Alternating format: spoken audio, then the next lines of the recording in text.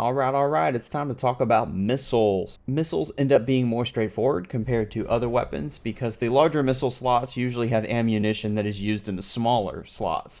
So if you understand how each missile type functions, you can make an educated decision about which larger missiles are worth using. To get things going, let's talk about Annihilator rockets. These unguided projectiles fire in a burst for the smaller variant and fire individually for the medium variant. Their overall purpose is suppression first and armor damage second. And while you might prefer to have your ships hold on to their Annihilator rockets and use them at strategic moments, the AI will do no such thing. And you can expect for them to burn through your Annihilator rockets at quite a rapid pace, even if they are some distance away from their target.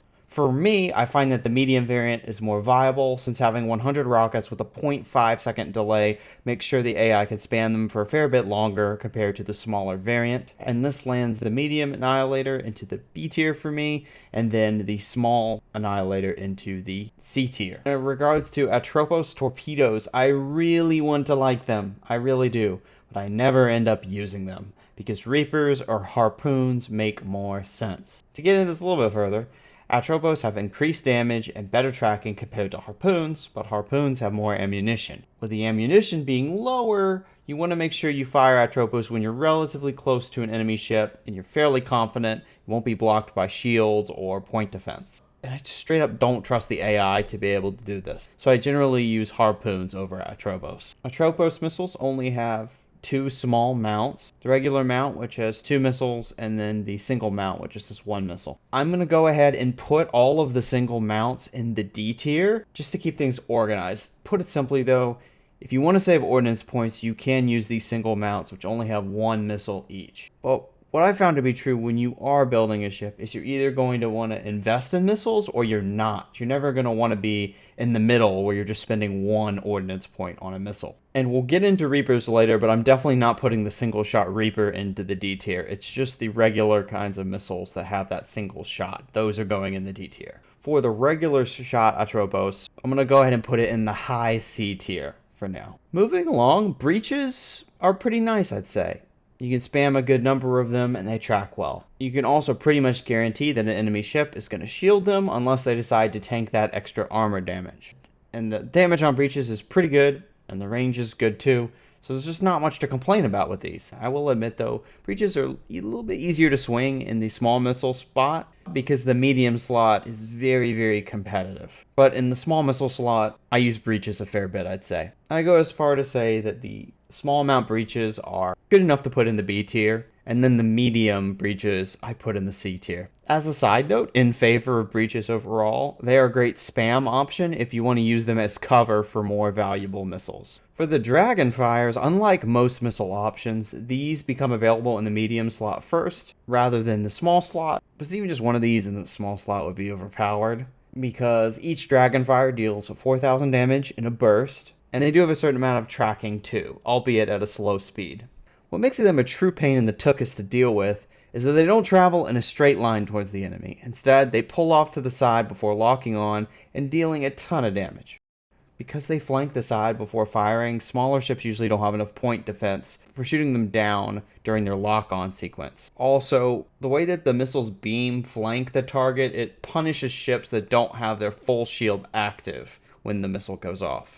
But interestingly enough, regardless of the damage the Dragonfire does, most players are likely to find the ordnance cost and the ammunition count limiting. The AI isn't going to put much thought into when it fires the Dragonfires, so I'm almost never running them unless it's on my own ship. Even then though, it's unlikely I'll want to spend so many ordnance points on something I'll only get to use a few times per combat. It kind of gets worse too, since Dragonfires deal soft flux damage, which could easily be dissipated by ships with healthy flux levels. The damage is there, but they're just too expensive to run, so I'm going to put them in the D tier. And I think the D tier is fitting for their large slot and their medium slot, because I never use them on an AI ship, and I would rarely use them on my own. I'd only be using them for some kind of experimental build. So D tier is where they go. In stark contrast to Dragonfires, you have Gazers. Gazers have a healthy ammo count and deal kinetic damage instead of anti-armor damage. What Gazers do have in common with Dragonfires, though, is their tracking method. Rather than traveling directly towards an enemy ship, they'll drift to the side and then shoot. Gazers deal 1,000 kinetic damage, so 2,000 to shields and 500 to armor. It's a good amount of damage. And this makes them great for the beginning of an engagement if you're looking to get a flux advantage.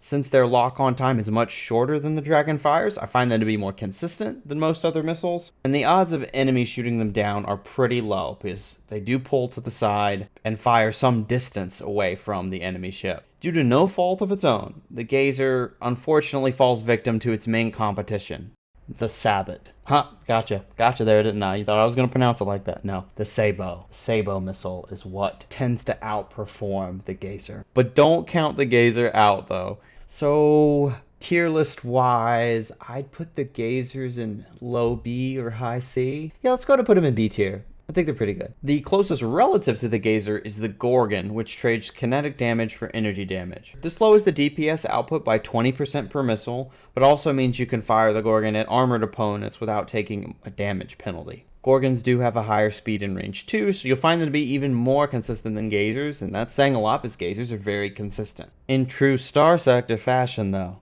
if you are leaning towards using Gorgons, do keep in mind that their ammo count is lower compared to the Gazers. All things balanced, of course. For me, this means that I'll be more likely to use Gazers towards the start of a fight to work the enemy's flux up, while I'd save Gorgons for when I'm going in for a kill and want to do it quickly. So all that being said, I think Gorgons are well balanced and they have a similar value to Gazers, just a different specialization. So let's put Gorgons in the B tier. All right, hammers. Hammer missiles are usually the odd man out because they don't track targets and they don't do as much damage as Reapers. Even so, it can be very fun to put hammers into the medium or large missile slot and obliterate enemy ship's armor and hull in one volley. And in contrast to the Reapers, your shots fire in a line instead of together, so you can rest assured that at least one is getting through if you're at a realistic range. But with hammers, we run into an AI problem. I do not trust the AI to use hammers.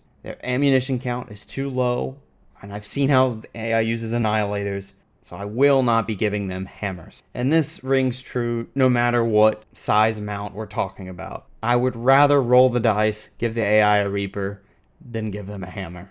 So hammers are going into the D tier. I'd say a much more solid option missile-wise is the Harpoon. Harpoons are probably my preferred anti-armor missile for the AI since they have good ammo, good tracking, good speed, and one of the better ranges at 2,500. I've watched the AI use them. They seem to be pretty intelligent. They wait for the enemy's flux levels to get high or for their shields to go down before shooting the harpoons. And if you end up using the harpoon pod in the medium slot, you won't be disappointed either, as 4 harpoons are usually enough to strip the armor on anything smaller than a capital ship. I was leaning towards putting harpoons in the B tier, but there isn't anything to really complain about with them.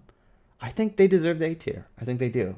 Alright, they're good. They're going in. They're going in the A tier. The Hurricane MIRV launcher. Now we're talking. If the Harpoon had a large missile variant, it would probably be something like the MIRV. And following in the Harpoon's footsteps, I have to say the MIRV is one of the best missile options in the game. With the MIRV's cluster of 7 explosive projectiles, you can blast through the armor and hull of smaller ships in one burst. And above all else though, the MIRV has my respect for being able to confirm kills. All too often, faster frigates and destroyers will get away with low health and approach again on the flank. But the MIRV shots are fast enough to pursue and destroy any ships on the back foot, so you don't have to worry about them later. Because of the disproportionate effect just one MIRV launcher can have on a fight, I'm putting it in the S tier. If you're worried about accuracy or ammo, the Hydra MDM does offer somewhat of an edge at the expense of damage. In my experience though, this isn't worth the trade, as the MDM pods are much easier to shoot down compared to the MIRVs. What I found to be true is that the Hydra pods outperform the MIRVs only at chasing down smaller ships. This isn't good enough for me though, because if you wanted a large missile option that was good at taking out smaller ships, the missile we're going to talk about next is perfect for the job. So the Hydra unfortunately falls in between specialties, I'd say, making it feel very average. And since that's the case, I'd say it's a C tier missile. Giving even the MIRV some competition though, you have the Locust SRM. This right here is the ultimate value pick for the large missile slot. It comes in at a lower ordnance cost of 18, and you not only get an absurd amount of missile spam, but also supreme tracking on those missiles to boot. Let it be known on this day, I heckin' love the Locust. From fighters to frigates to phase ships, the Locust has got your back if you have any pests flying around that you need to serve some humble pie. In summary, the Locust fires 30 low damage projectiles that have great tracking, and that low damage isn't so bad because the Locust missiles are mainly for smaller ships. And if any smaller ships end up being in range of the Locust, it's probably too late to them, because like a plague, these Locusts will descend with a vengeance. Long story short, use the Locust by default on your large missile slots until you have a couple, and then look to add in other kinds as you see fit. Because of the Locust's overall usefulness, I would put it in the S tier, absolutely. While not being quite as flashy as some of the other options, you do have Pylons. Pylons may be a plain Jane, but they are one of my most used missile options for the medium slot for two key reasons. For one, their range of 4,000 makes them useful for ships in the back line, and secondly, they have unlimited ammo, which allows a support ship to spam missiles for the entire battle without a care in the world. Missile spam from pylons provides more cover for more important missiles, and ships who don't have their shields ready to block them get punished with a healthy dose of EMP damage. Be mindful though, I don't really see a place for pylons in the large missile slot. They feel like a tremendous waste being used for that. If you're tempted to use pylons in the large missile, I'd suggest taking off a point defense mount or lowering the points you've spent on capacitators so that you can upgrade to a Locust. Because in my eyes, the Locust is the most cost-effective option. Keeping these things in mind, I would put the medium slot pylon in the B tier and the large slot pylon in the C tier. Up next, we have a situational but interesting missile option. You see, it doesn't shoot a missile at all, actually.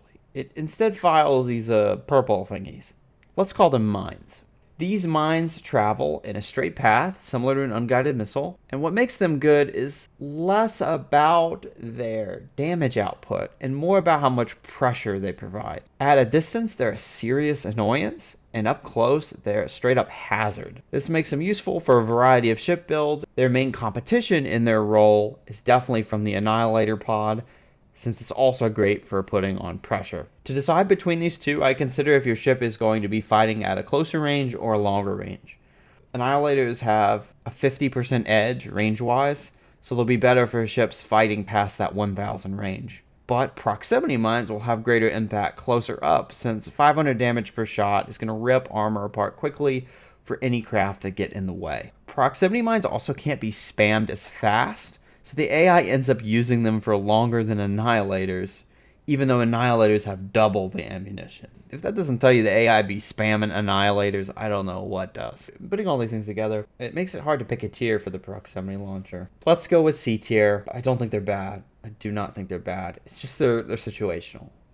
All right. It's about time we talked about Reapers. They're one of the most feared projectiles in the game with their sinister red color and their disgusting 4,000 damage per shot.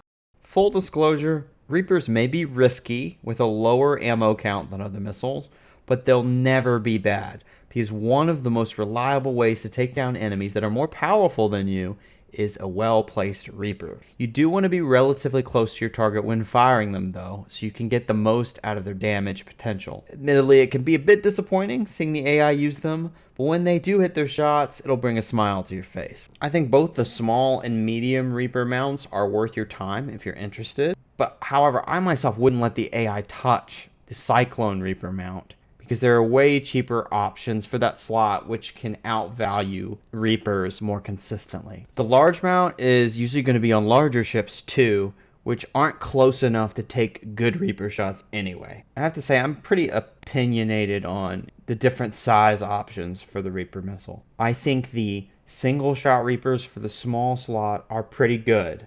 Put them in the B tier. The Typhoon Reaper for the medium slot, I'd put that actually in the S tier. And let me explain why. I think the Typhoon Reaper launcher is the sweet spot for this missile. You get a good number of shots, but you're not pouring ordnance points into it. Medium missile slots are also much more common on ships, so it's more likely you'll be able to fit them in.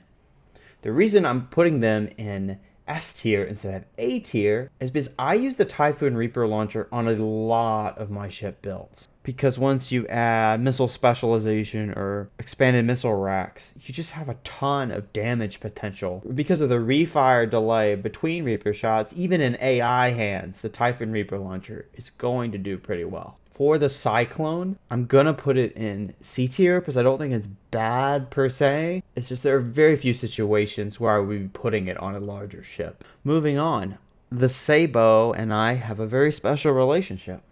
You see, when I first started playing, I found myself getting frustrated by enemy shields. I wanted to take my safety overrides Aurora and bulldoze through some destroyers and frigates, but their shields were taking too dang long to knock out. Enter the Sabo pod. 2 projectiles, 1000 kinetic damage each. They even travel slowly so you can shield them until they're right up close and they burst open. You pop 2 of those, and if all goes well, you deal 4000 shield damage, or the enemy eats EMP damage and half their systems are offline. You can then shoot down the demoralized ship, pat yourself on the back, and get back home in time for a gluten-free bagel. What's not to love? Feelings aside, I think the Sabo is good for the same reasons the Reaper is, actually. You can use it to rush down enemies when you see a good opportunity, or you can even use it defensively to get a ship to back off. Works either way, and the EMP damage is so good. And going even a step further, you do have to remember that low-tech ships don't have a lot of ways to deal EMP damage. So in a lot of cases, the Sabo is going to be the best way for a low-tech ship to get that EMP damage. Enough said. I think the A tier is where the Sabo belongs. Ooh, and the Salamanders are another fun missile that I cherish dearly. First and foremost, they're cheap, and they do not have an ammo limit. Nice. Beyond that, though, they are designed to knock out an enemy's engines. Now, depending on the ship's size, it might take more than one Salamander to take out an engine, but most frigates and destroyers are only going to take a couple of shots at max. So Salamanders are a menace for them. No cap, if you put Salamanders on a Dominator, you can paralyze ships 5 times as fast as you, and then chuckle as they spin frantically into a pile of scrap. Love that about the Salamanders. It gives slower ships a way to keep up without having to put safety overrides on necessarily. I wouldn't say they're game-breakingly good, but they're fun as hell when you get the chance to combo with them. And with that kind of intro, I'm tempted to put them in the A tier. But let's put them in the B tier because, to be fair, with other missiles, you're consistently getting more damage compared to the Salamanders. But I think Salamanders fulfill their role as a budget utility option quite well. All hail the Squall. That's all I'll say. One of the reasons why I don't slap Locusts or Mervs into every single large missile slot is because of the Squall. And if I'm being completely transparent, I might use the Squall more than any other large missile slot. As you could probably tell based on my opinion on Sabos, I love doing anti-shield damage whenever I get the chance. And the Squall makes ships who keep their shield up miserable. Yeah, smaller ships can dodge Squalls, but most ships larger than a frigate just have to take the Squall hits or strafe frantically around. Squalls are a strong, suppressive, and dare I say it, oppressive force that not only stack up anti-shield damage, but also keep enemies from hiding behind their shields while they're firing their weapons. And in the Codex, Squalls have the suppression role listed, and I think that is an apt descriptor because there's not that much downtime between bursts. So an enemy ship's only option would be to drop their shields if they want to take minimal damage from these, and that's exactly what you want. And with that glowing review, I'll put the Squalls in the S tier. Last up, we have the Swarmer in the small missile slot. It's pretty good. It's good, and I use it a fair bit, especially on frigates. It reminds me of the Locust, honestly. If you took the Locust firepower and condensed it into a small slot option that's well balanced, I think the Swarmer is what you would get. You also get 20 bursts with the Swarmer, so they're quite spam friendly. So I'd say Swarmers are pretty darn good. I think the B tier is a good place for them. Tier list looks good to me. I think I could have been nicer to the hammers in particular, but everything is in a good place. One thing that absolutely sets Starsector apart from other games is that I'd say it's well balanced, and that's why most missiles are in C tier or above. Let me know what you think in the comment section below, and I'll catch up with you on the next one.